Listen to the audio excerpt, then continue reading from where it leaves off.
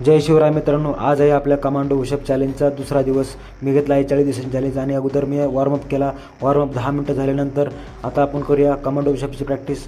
त्यामध्ये ह्या प्रकारचे पुशअप मी 10-10चे 5 सेट मारले आणि हे 10-10चे 5 सेट झाल्यानंतर पुन्हा हे सरळ पोझिशनमध्ये 10-10चे 5 सेट मारले आणि टोटल 100 पुशअप मारल्यानंतर थोडीफार बॉडी स्ट्रेच झाली.